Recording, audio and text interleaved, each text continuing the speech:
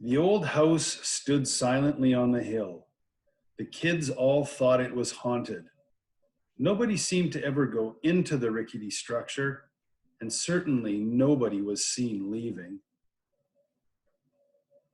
It was the setting the house found itself in that made it especially creepy looking.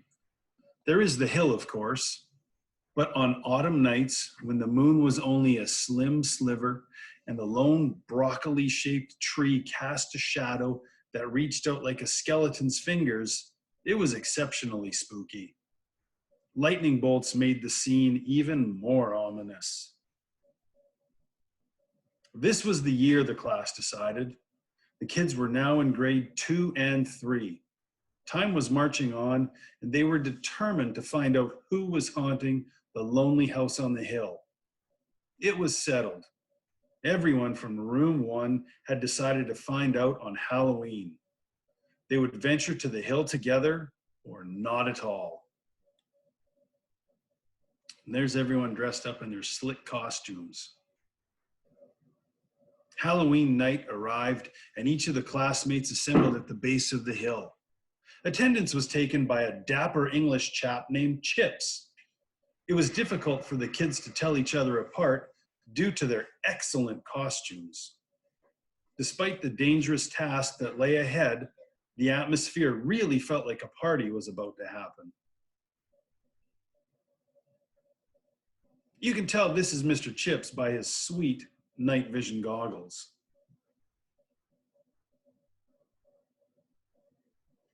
There were police officers, knights, tennis players, a joker, sailors, ninjas, robots, and several girls dressed for school at Monster High.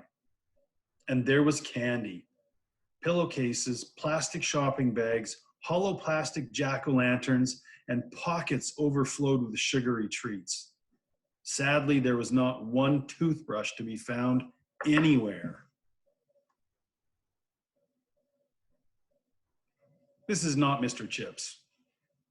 One of the police officers suggested they all stash their candy in the shed at the bottom of the hill. This police officer character was very well equipped. She used her flashlight to illuminate the keyhole on the padlock. The lone key on her belt fit into the lock, and their loot was secured in no time.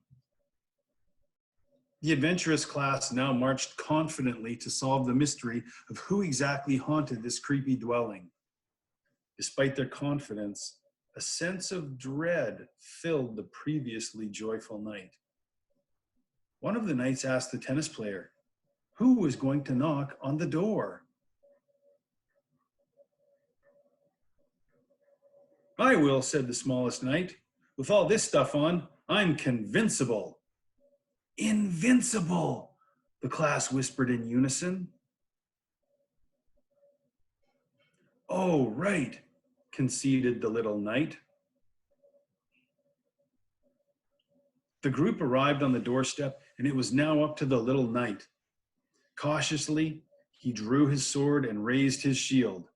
Sensing no need to stall, he rapped on the door with his sword.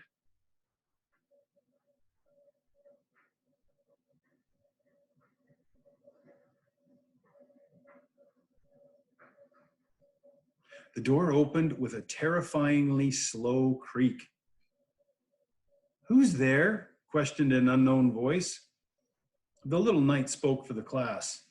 It's the kids from room 1. Our chipper chap, Mr. Chips, made us come here. Oh, really? Asked the voice a little louder than before. Is it still Halloween? Yes, confidently replied the little knight, and we are here to trick or treat.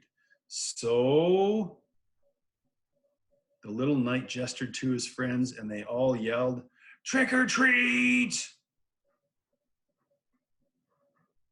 Well, how about that? The voice sounded closer and friendlier. Would you all like treats? Yes, exclaimed Chips's crew. They were no longer afraid and were in fact as chipper as Mr. Chips. Well, said the voice, I used to be a dentist and you can all have a toothbrush. Yay, shouted the little knight as Chips's crew suddenly became much less chipper. We love taking care of our teeth. The mystery of the haunted house was solved. Each child took their candy and toothbrush home. The little knight was confronted with another mystery as he examined his candy. He now had to find out how a ridiculously large magnifying glass came to be in his satchel of candy.